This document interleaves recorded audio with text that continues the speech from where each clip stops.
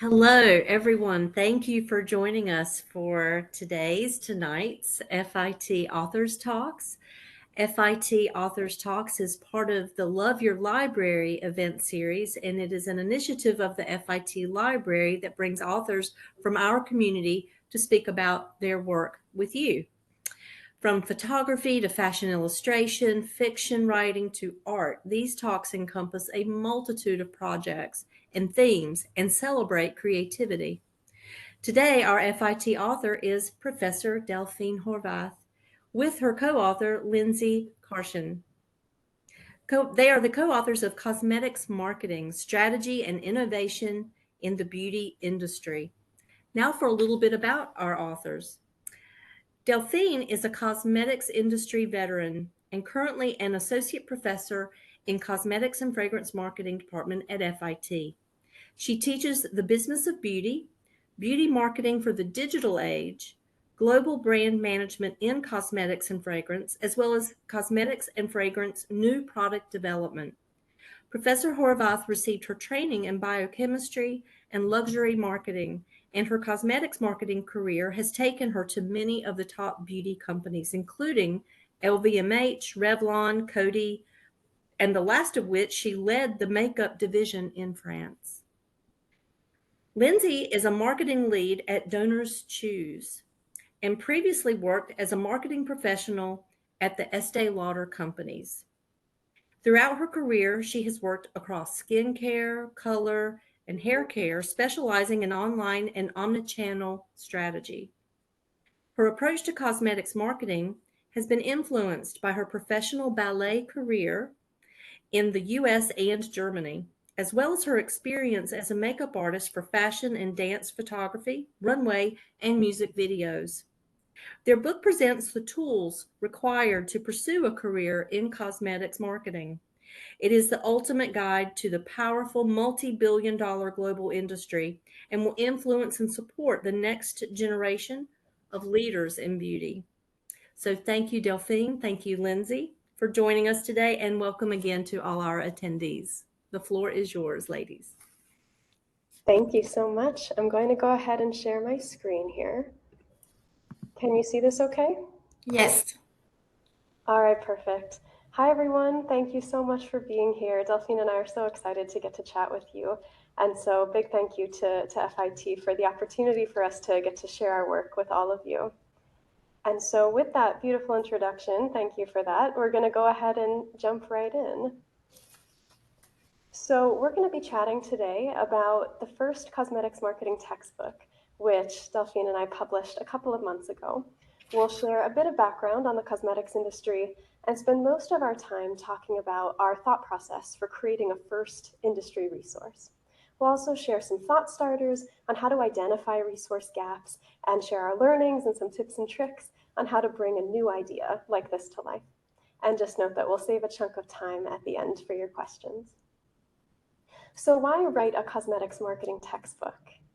This was a $527 billion industry without a dedicated marketing resource on the subject, which is pretty remarkable, but not just because of its market value alone.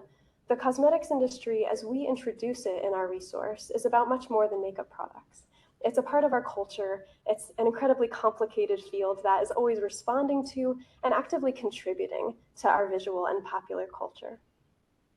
And so to set the stage for some of the process pieces and the content decisions that we'll get into in just a little bit, we wanted to first take you through a few defining moments from beauty history that really help to inform our resource and also the work that many cosmetics marketers do every day.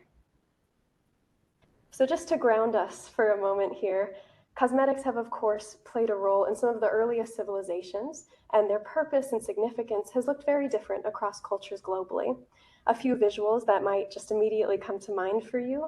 When you think about beauty history, it might be the kohl-rimmed eyes of ancient Egypt, where kohl was primarily used to protect the eyes from various ailments. You might think of tooth blackening as a symbol of beauty and a rite of passage for women in many early Japanese and Chinese beauty cultures. You might also, from some later periods, might think about European royalty and figures like Marie Antoinette in France in the late 1700s, who would perform her public toilette, where she would showcase a careful application of white powder and rouge. The first defining period that we'll speak to, though, here is really showing how intrinsically connected beauty is to the arts and to culture. And so we'll show you this through a few 20th century figures who really made their mark on the industry and popularized certain classic looks that continue to inspire photo shoots, what you see at Fashion Week, daily content on social media, and just looks out in the world every day. So to start us off with the theater here, where a lot of conversations around the contemporary cosmetics industry begins, it was actually Diaghilev's Ballet Russe, which was a dance troupe that performed between 1909 and 1929 that introduced colorful eye makeup to the public. And through their collaborations with artists like Helena Rubinstein, with artists and designers rather, they had a very strong impact on certain key figures and a few major names who you would quickly recognize, figures like Helena Rubinstein and Elizabeth Arden. And so moving to film, some of these figures you see here, Anna May Wong was one of the first Chinese-American Hollywood film stars who was known for her vamp look, very sensual, smudged, kohl-rimmed eyes. Josephine Baker, who you see on the left here, really embodied the flapper character with her deep lip, bobbed hair, and thin brows. Another figure, Marilyn Monroe, we're all familiar with, had her classic pin-up look, complete with the red lip, the contour, the flirty lashes. And a few other figures we just wanted to share with you here. Twiggy, with her 60s mod look, with the nude lips, the graphic elements around the eyes, and of course Grace Jones, with her unique androgynous style. And so this period of cosmetics usage among dancers and actresses, entertainers, and models like these was so significant since it really propelled the demand for cosmetics, which in turn then enabled manufacturing and production to become that much more established so that products could then become more accessible throughout the 20th century. And so these are just a few very quick representations of how the cosmetics industry as we know it really grew from the arts, because it was theater and film and music that really shaped early ideas of what beauty could look like and represent, and also the ways that beauty products could help performers express themselves and their own identities in the public sphere. Beyond the arts, another really critical piece of beauty history that we'll speak to today is about how beauty is inherently political in nature. The formalization of the industry that we just took a very quick glimpse into was complicated by certain big political moments throughout the 20th century. World War II is one good example of that, which was an interesting moment where the US government actually declared the production of lipstick as necessary during wartime, and cosmetic sales soared during this time. This was actually an early example of something that's called the lipstick effect, which is a term coined by Mr. Leonard Lauder, who noted the resilience of the cosmetics market, particularly in recessionary environments and difficult economic climates, since beauty products are often viewed as an accessible luxury good during these times. And also, during this period of World War II, the iconic Rosie the Riveter, who you see pictured here, was the symbol of female strength and support of the war effort and featured lipstick and nail polish. And women became inspired to wear cosmetics since it essentially took on a new meaning, was kind of serving as a symbol of their patriotism. And that was only supported by certain launches like Elizabeth Arden's Victory Red lipstick in 1941. Demand only continued to grow from here, and in 1948, 90% of US women wore lipstick, which is pretty staggering to think of. Another fun fact, just to share with you of some of the innovation that comes even in these difficult periods. Flashlight lipstick cases were being invented during that time, advances in longwear formulas that really set the stage for some of those 16-hour wear ads that you see today, because at that time, many women were entering the workforce and there was a desire for that type of longwear formula. And some of those formulas were actually being spearheaded by women, since women were more likely to be given opportunities in the beauty industry and excelled in copywriting and manufacturing roles, as well as just general entrepreneurship in the field. And so we've gone through a couple of examples of beauty's connection to our culture and to important political contexts. We also just wanted to touch on two powerful moments from the 21st century. And the first is really the evolution of inclusive beauty. So it's important to note that the industry has gone through periods globally of being condemned as immoral or dishonest for projecting supposedly a false representation of appearance. And to this day, there are feminist arguments and critiques of the industry overall, and also of certain campaigns that we'll dig into in just a minute. The industry, though, has been on quite a journey of inclusivity and is needing to learn and evolve in this space every day, especially because this is all pretty new. Some of the first representations of people of color in the industry were with the launch of Ebony magazine in 1945. And it wasn't until the 70s that you really started to see the expansion of product shade lines and a wider representation of models of all types of backgrounds in ads from major brands. One of the biggest moments in the industry, though, that arguably informs a lot of the representation-based work that's being done in beauty today was the Dove campaign for Real Beauty in 2004, which many folks on this call may be familiar with. But for those of you who aren't, this was a campaign where the brand was launching a series of ads promoting young women's self-esteem. It didn't prominently feature products. It instead was emphasizing expressions of female empowerment, which today is that buzzword that we all know and love, but was quite a radical concept at the time, and was approaching the idea of real beauty from several angles. It was talking a bit about how the industry photoshops images, was actually warning parents about unattainable ideals being imposed upon their daughters, and was designing certain exercises aimed at body positivity. And so this was really one of the first moments from a major brand to be promoting wellness and inclusivity, and of course other brands followed suit. And this was not a perfect campaign. It was not well received by everyone. One very important critique here was just the inherent contradiction of a campaign that was promoting a message that all women are naturally beautiful, while also selling not just beauty products, but actually firming products. It did, however, very successfully spark conversations around unrealistic expectations of female beauty, and those messages really struck a chord with many. And so it ultimately set an example for the entire industry on how to craft increasingly inclusive messages around identity that feel authentic. So this was a big learning moment that brands could continue to go back to over time, and they could think about how to make their own messages feel that much more authentic and to speak to customers who identify in other ways and ensure that they feel seen and heard. And so you arguably could draw a line between the Dove campaign for Real Beauty to other types of campaigns and launches and moments that spoke to identity and representation across race and gender, sexuality, ability, and much more. You could look at the Bois de Chanel collection that launched in South Korea in 2018 that brought a color cosmetics offering to the male beauty space. You could look at the Milk Makeup Blur the Lines campaign, which featured a variety of models who identified along a spectrum in terms of gender and sexuality, and were addressing those topics head on. And you could look at ability-focused launches. You could look at brush launches that offer enhanced gripping and application options for those with impaired motor skills, like the brushes from Cole Creatives that we have featured here on the bottom right. And you could even see the connection between the Dove campaign and the launch of Fenty Beauty in 2017, which formally set that consumer expectation for any foundation launch to have a minimum of 40 or really 50 shades. And they also, of course, were ensuring that brands are consistently and authentically representing a wide range of races and ethnicities in all of their marketing communications, and also reflecting some of those equity-focused goals back in the ways that they operate and the ways that they give back to communities. Then moving from the journey of inclusive beauty to one last very important area to highlight, and that is the power of beauty technology, which accelerated significantly during the pandemic.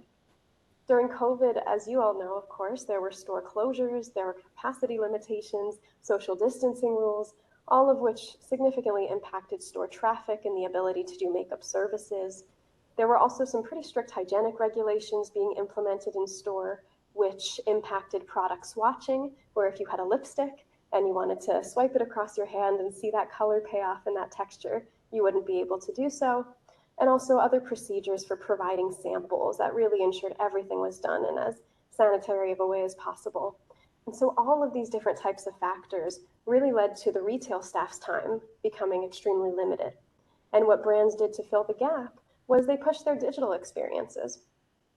And they were doing this online and in store. There were tools like virtual try-on technology, which uses augmented reality to look at the user's face, to anchor to certain points of their face, and to create a digital rendering of a product. So for example, that would allow a customer to try on hundreds of lipstick shades in a matter of minutes. There were QR codes in store where A customer would be able to walk up to a visual merchandising display that carries the product and maybe scan it to head to the brand website and learn a little bit more about that product rather than needing to chat with an artist in store about that.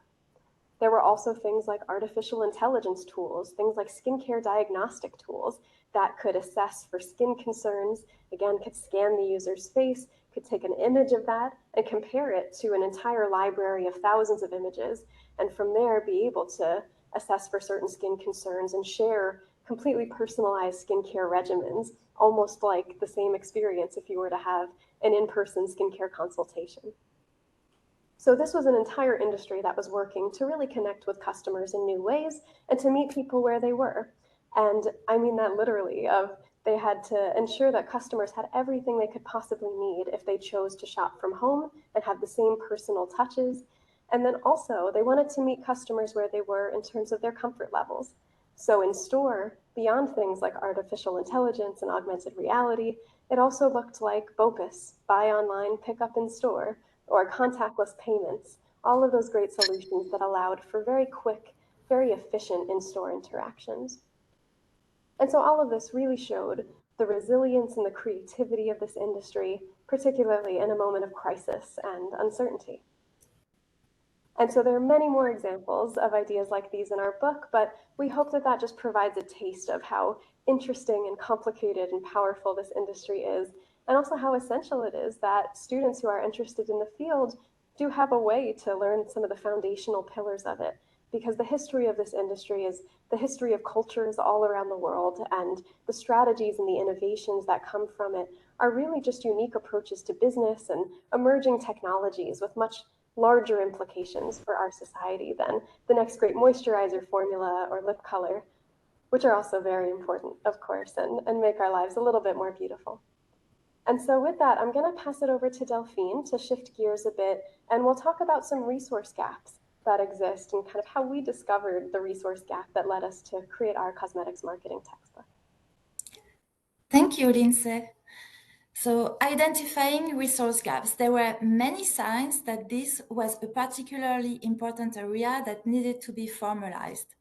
We used our experience of uncovering the cosmetics marketing gap to compile some general guidelines around what a resource gap can look like.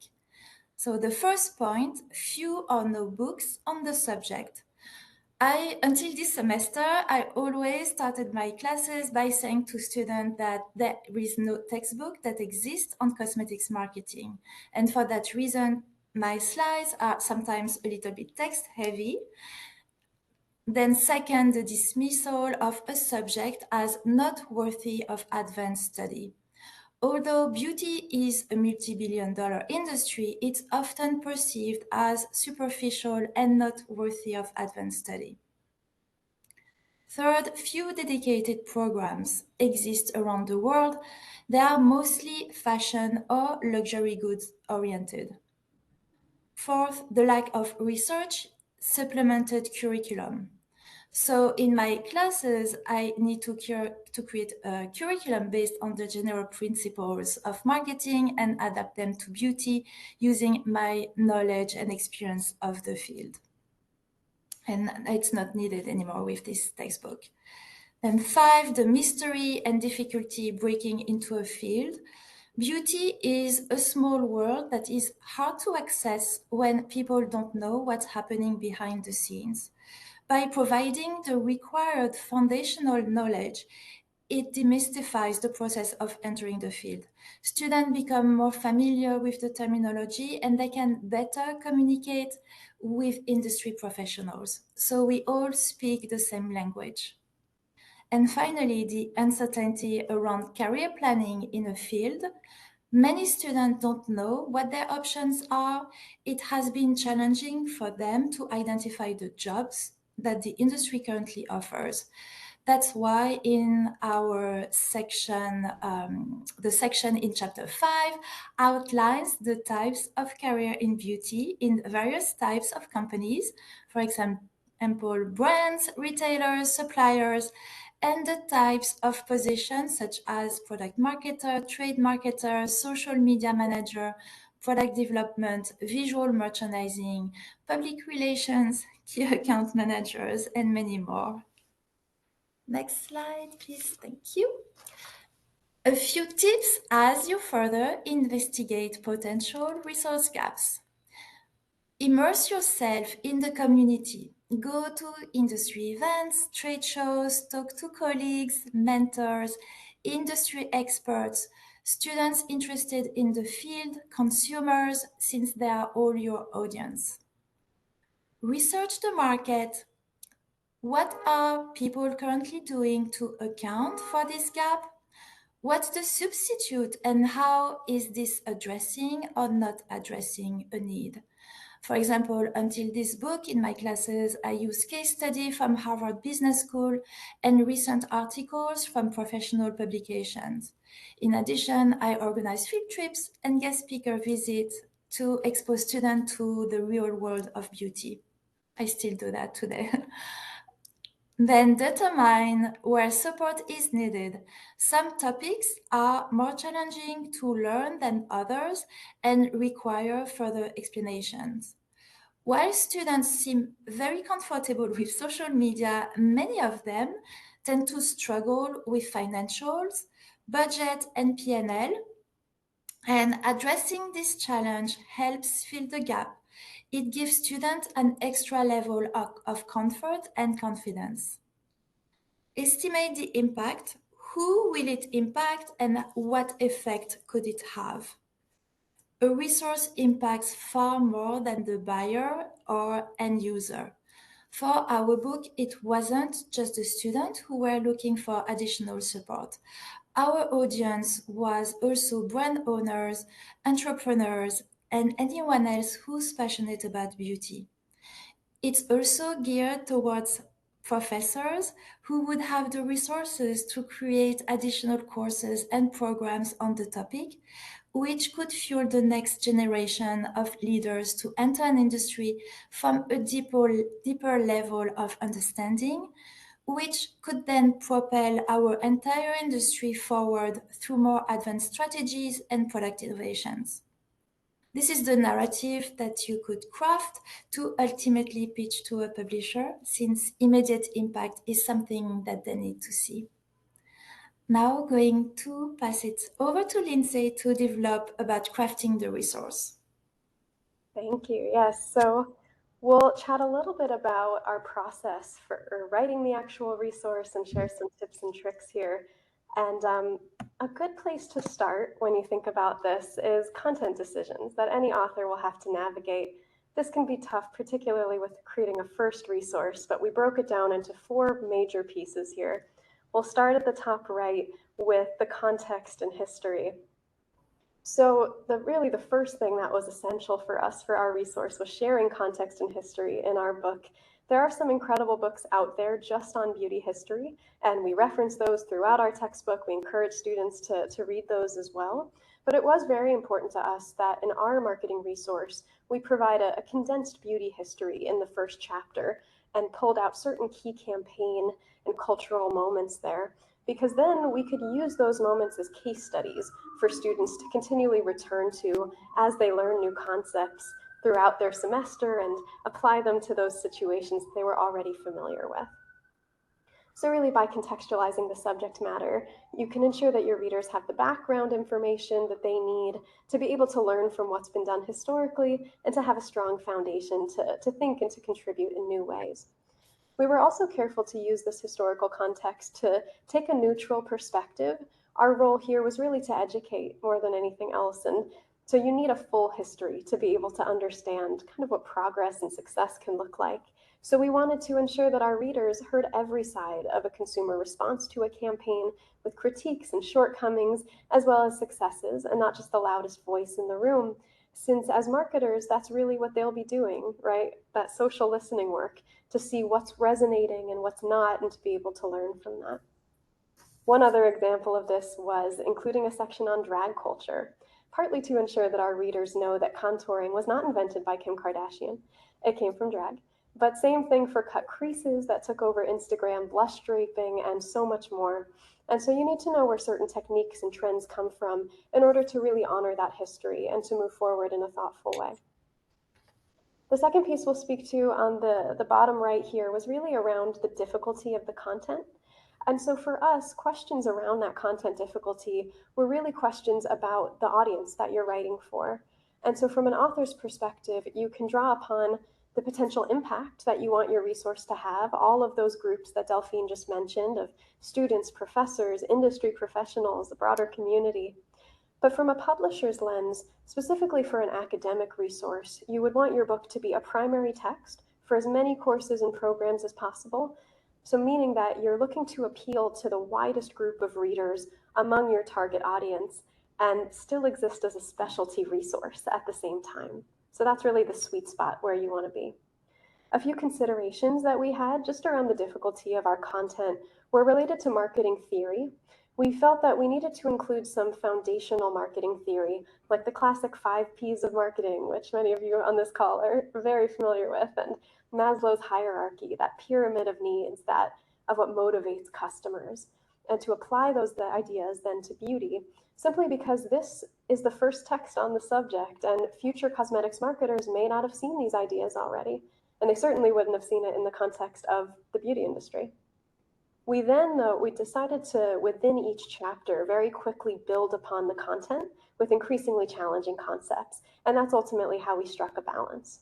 So from the introduction of Maslow's hierarchy, we then started digging much deeper into Veblennian social psychological theory and self-concept theory so that readers could take that material a step further and not just think about the general concept of personal or social needs, but also what it means for a purchase to really maintain a sense of status or prestige or belonging, and how this might solidify a customer's sense of self. We also thought about how the same content could challenge different types of readers. And so we use these further exploration boxes at the end of each major section to do that. It was these questions to challenge our readers. And since in marketing, there are no right or wrong answers, there are just more strategic, more thoughtful answers, we wanted to use those open-ended questions to allow readers at different levels of their journey to apply the material and to be as strategic as possible in their responses. So then moving on to relevancy on the top left here, it can be difficult to maintain relevancy through your content, particularly considering just how quickly evolving so many industries are, beauty of course included. And so while there are certain things that you just can't control, industry acquisitions is a good example of that, of something that's happening every day. But there were other ways where we could be very intentional with our content to maintain relevancy. So we thought about what isn't changing quite as quickly, and that led us to things like industry megatrends. We could give the example of a few short-term beauty trends just to kind of educate students and ensure that they understood that this had happened, but ultimately spend more time on the impact of a longer-term trend. So for example, multi-step skincare regimens introduced by K-beauty, Korean beauty, that were then adopted globally. We also talk about larger ways that the industry has evolved in response to consumer needs. So the sustainable and clean approach to beauty, and what does that mean and look like? And another example of that is major industry processes and infrastructure, which is not changing every day. So for example, the product development process, which may differ by company a bit and shift over large periods of time, but gradually enough that this is incredibly relevant and important information for students to have. Also things like different types of jobs that exist within beauty, as Delphine mentioned, and even broader guidance around things like brand aesthetics that inform beauty brands' websites, social media feeds, packaging, and much more. And then the last piece we'll speak to here is about developing well-rounded cosmetics marketers. So this was a really important goal of ours, thinking about how do we use our content specifically to develop these well-rounded marketers. So no 2 days are the same in many cosmetics marketing jobs, and they're in such a quickly evolving industry and are struggling so much and dealing with very urgent situations. And so these tend to be very bright, very resilient, and creative people who are problem solvers and can adapt to change well. And all of those qualities can be taught. So we wanted to support that next generation of beauty industry leaders to be ready for anything and help shape that thought process of individuals who could think deeply and creatively on their feet. One way that we did this was with our content. So we were providing comprehensive overviews in areas just outside of marketing. So basic finance, as Delphine mentioned, some projections and budgeting, and even the makeup artistry-based color theory that informs some of the product development processes and some makeup trends that you see out in the world. One of our favorite pieces to include, though, was some content around artistic development and exercises boosting creativity. And so that is something that is best experienced firsthand. So we're going to do a quick creativity exercise together. This is called the alternative uses test.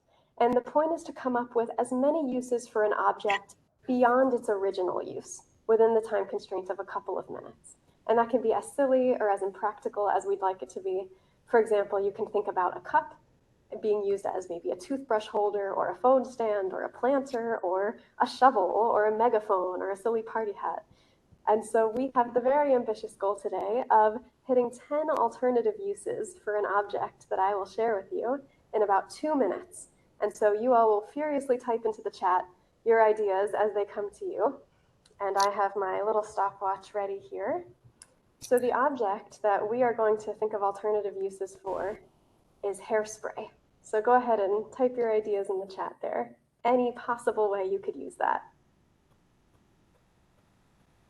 And Delphine, you'll keep me posted here since I can't see the chat right now. Adhesive, bug killer, Okay, anti-static, great, glue papers together, nice. stop runs in stocking. The product, Matthew, the product is hairspray. Hair freshener, shellacking, blowtorch, Excellent. Can we get one more? perfume, bug Perfume? repellent, add shine to fabric or other surface. Incredible. Great ideas. This is amazing. All right, so we hit our very ambitious goal, and I think we actually exceeded it. So we have some overachievers in the room. But thank you for indulging us with that. And I am going to go ahead and pass it back to Delphine just to chat through the next piece of our process work, really related to our work with publishers. So finding the right publisher fit, here is our checklist based on our experience. Self-publishing versus traditional. Know the different options. So self-publishing or traditional by working with a publisher. So the roles of a publisher, it's managing copy editing, creating marketing materials to promote the book, partnering with retailers. If you choose to work with a publisher like we did, you need to identify potential publishers. What is the publisher's specialization? Look at the publisher's track record with similar books. And the vision. What is their vision for the book? Who will be the best publishing partner for your book? Collaboration style and options for creative input. Has the publisher a collaborative approach and is open to suggestions? As authors, do we have any say in the design and title of the book? Production timeline. Build your estimated timeline until the delivery of the final manuscript. How long do you need to write your book? The contract terms, run and royalties. So our tip is to hire a publishing lawyer to negotiate the terms of the contract for you. Regarding the royalties, what is the percentage royalties as percentage of the net proceeds or percentage net receipts on sales for paperback, for hardback, for ebook? And the net proceeds. So the definition provided by the publisher is as follows. Net proceeds is defined as realized revenue from the exploitation of the work actually received by the publisher in cleared funds after deduction of any and all applicable taxes, charges, fees, commissions, refunds, returns, rebates, discounts. So lot of things. And would you consider also escalating royalties, for example, the first 1,000 copies and thereafter? Then the image graph usage, the permissions. Does the author have to pay for the inclusion of color images? Are there any fees covered by the publisher for the cost of obtaining image permissions? Definitely consider extra time to get permission for image rights.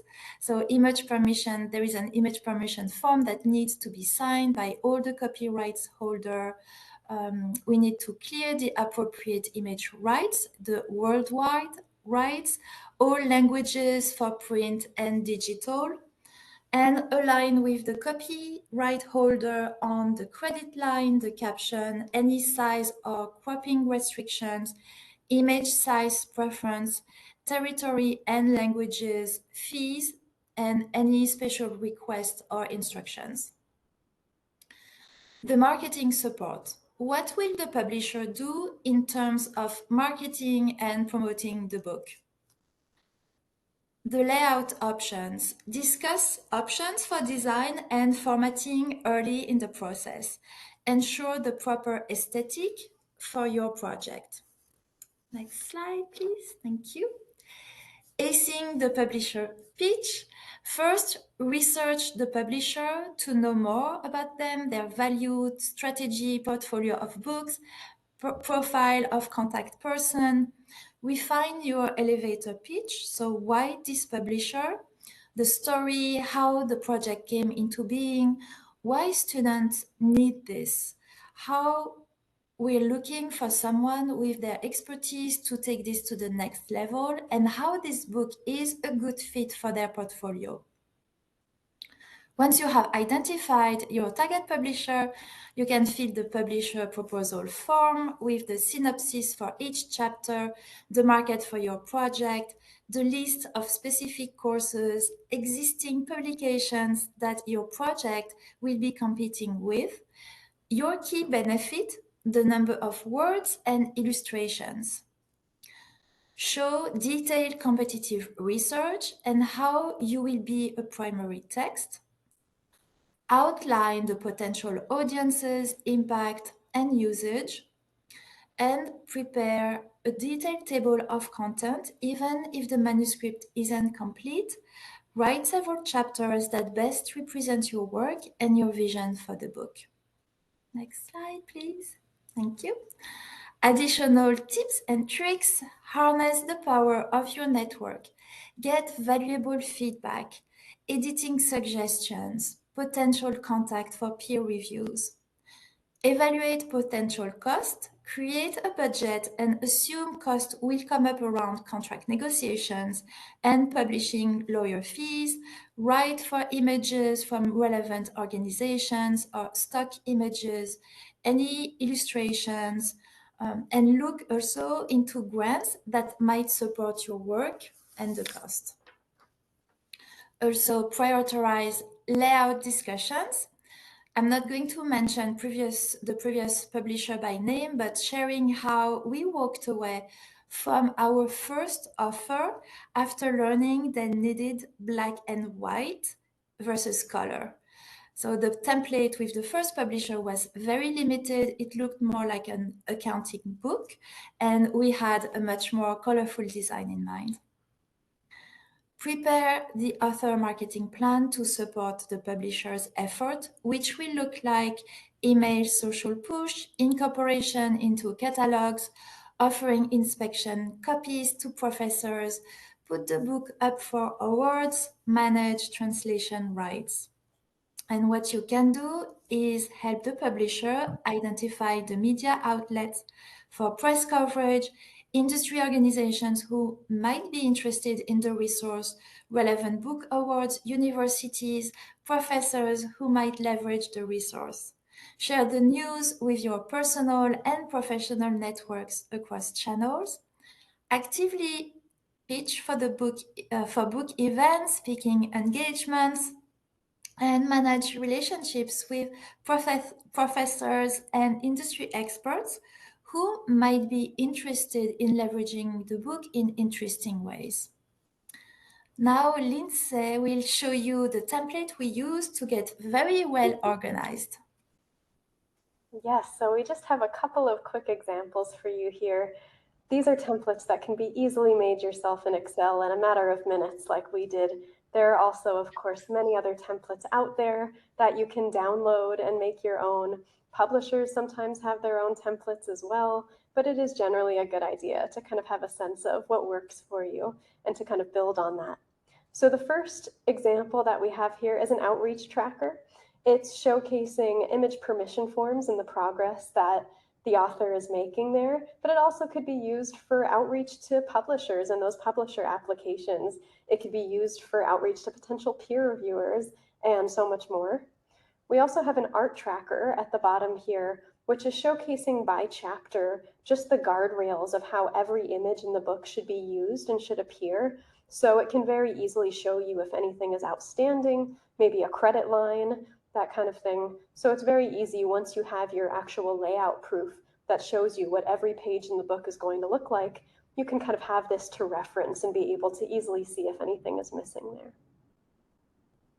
The last template here is a pretty basic timeline towards launch, and this just gives you an example of how many different types of publisher-related processes can be happening all at once. So there could be editor deadlines, there could be deadlines around reviewing your layout templates and progress that you're making to finalize your publisher contract, and all of that happening at once. So generally, we do recommend having timelines going by month.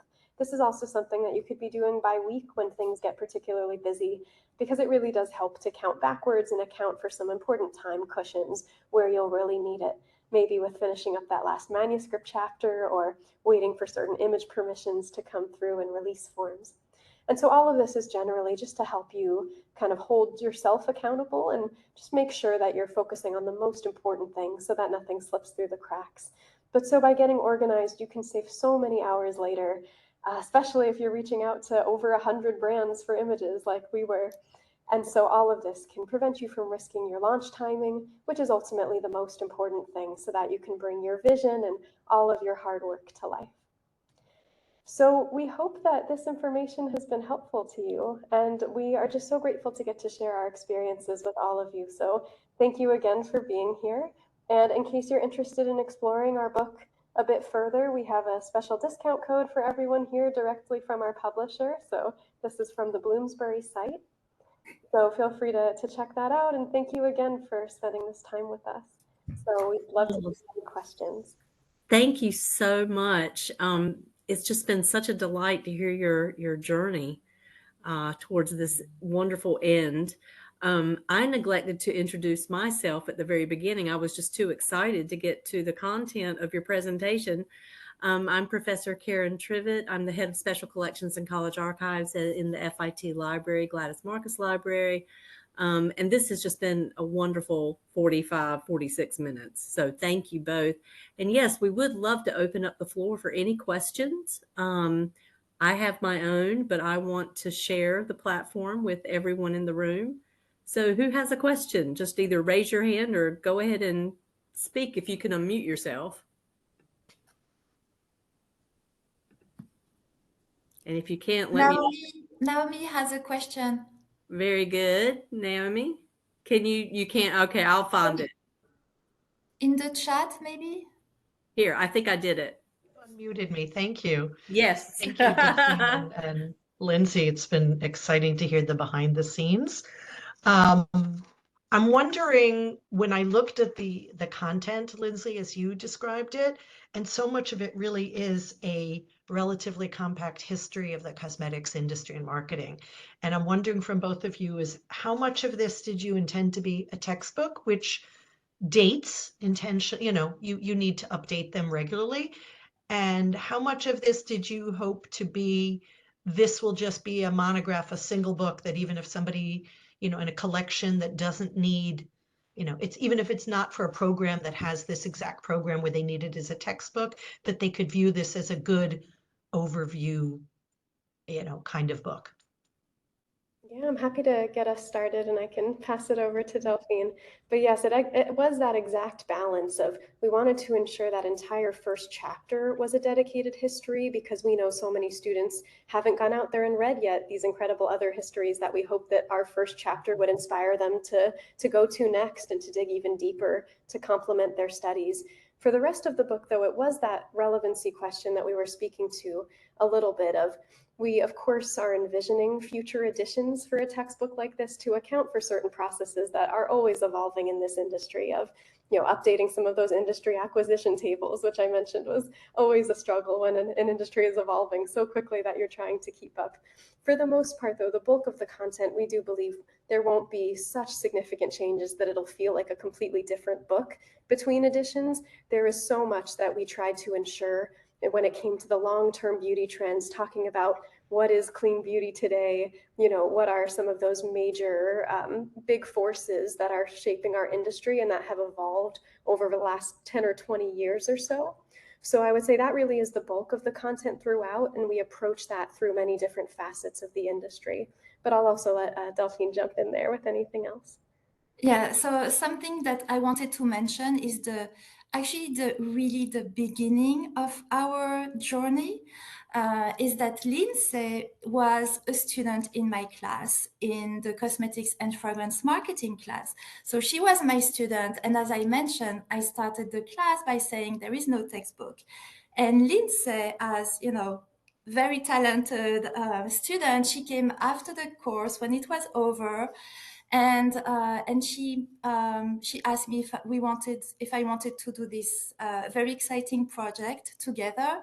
So the fact that it's a student involved also in the content of the book, it's like a student speaking to students. So her voice has been very important, and the content of the book. So what students are excited, where students are struggling, it's also her perspective and really the voice of a student that I really think that's a very specific perspective for a textbook. Awesome. Any other questions?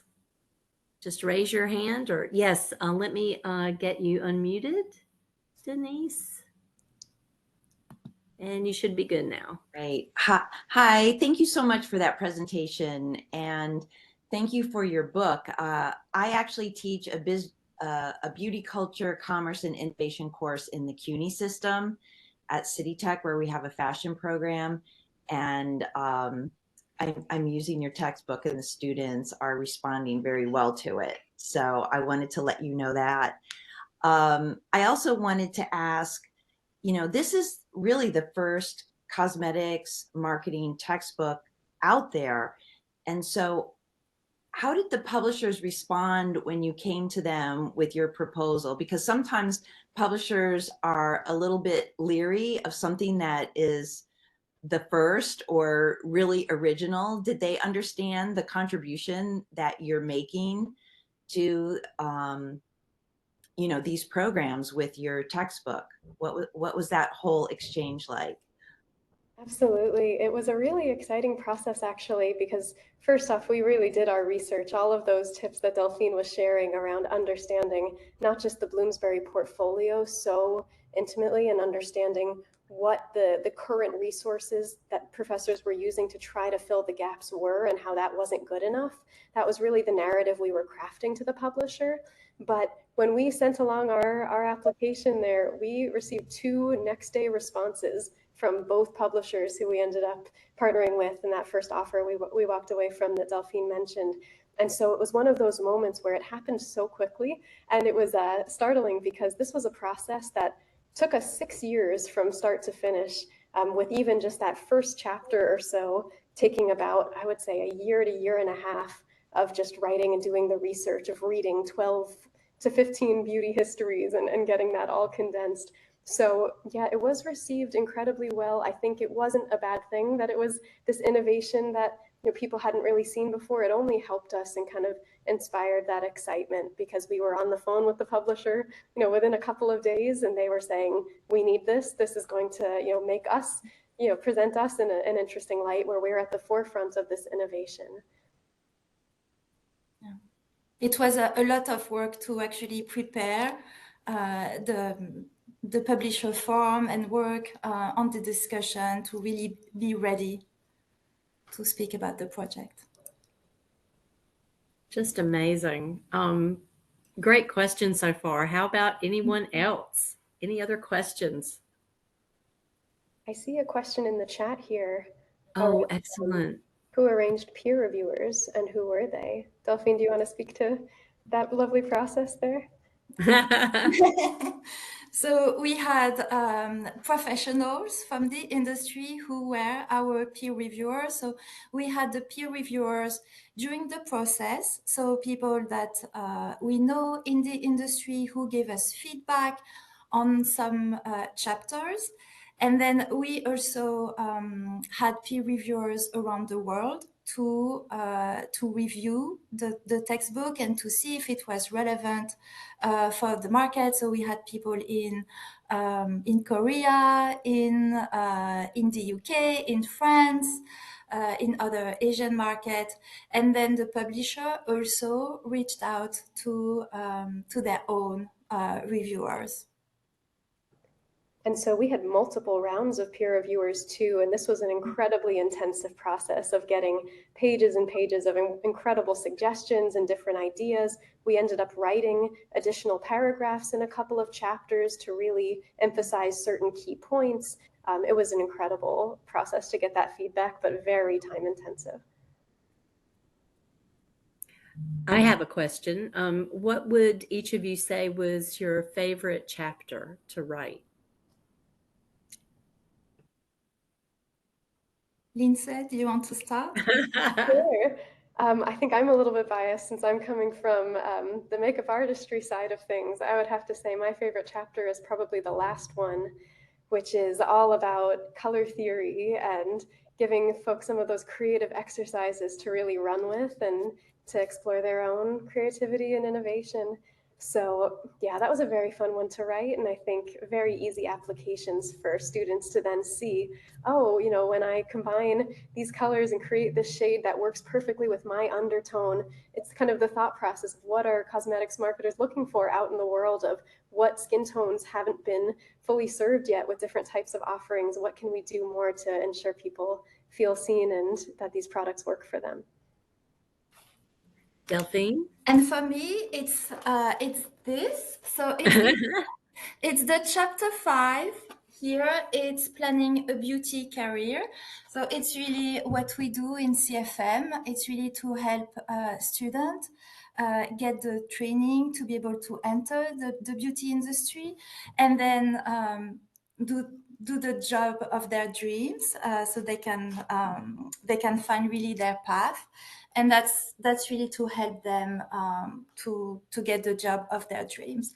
There is also here a picture that is here. It's a picture of Glow Recipe.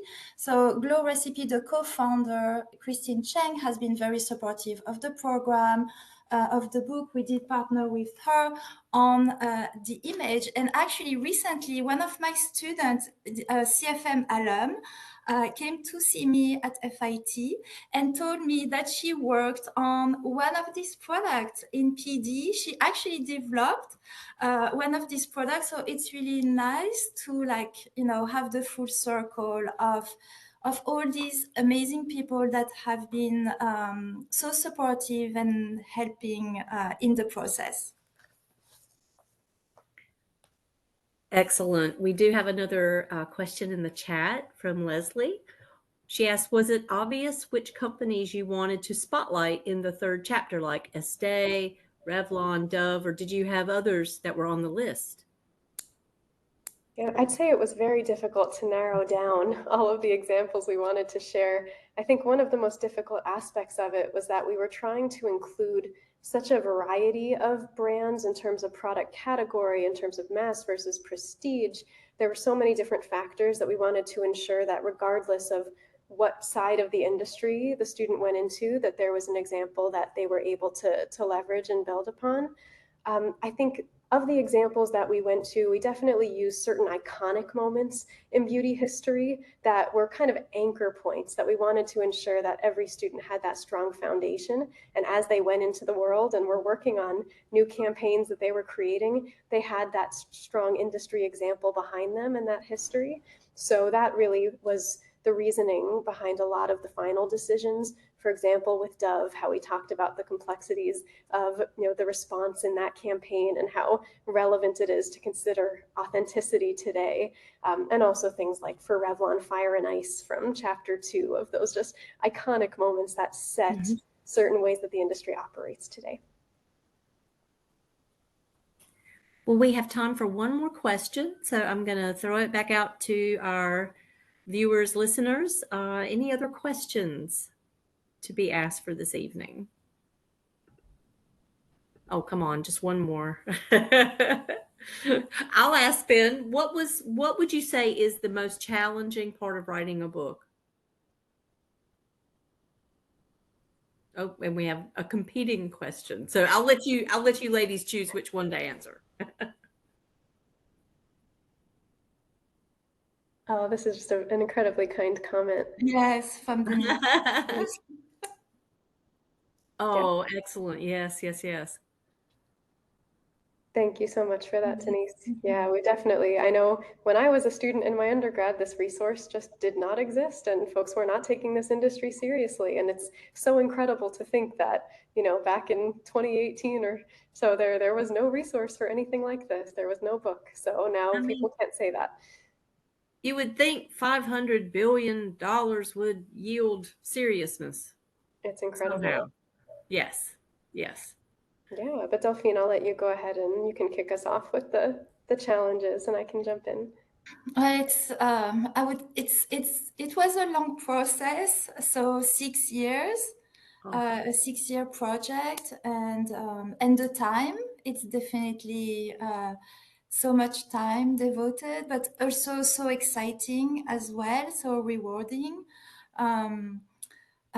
While dealing with all the companies for the image rights was sometimes a little bit, but yeah, at the end of the day, it's really an amazing adventure and experience, and I'm really grateful that Lindsay had this great idea and came to me. Yes, and I was incredibly grateful to have an absolute expert in this space to be guiding us all along the way and to integrate a lot of aspects of her curriculum to kind of codify all of that for this book and to ensure students have everything they need. But I completely agree of lengthy process, but incredibly rewarding too. Well, what a wonderful bow to tie on to this conversation for closure. I cannot thank you two enough. Congratulations. So impressive. I've always heard that the hardest thing is to find that hole in the literature, and boy, did you find a hole. So congratulations again. And with that, I will stop recording and thank you again all for attending tonight and look forward to another author's talk very soon. Thank you. Thank you so much to everyone. Thank you.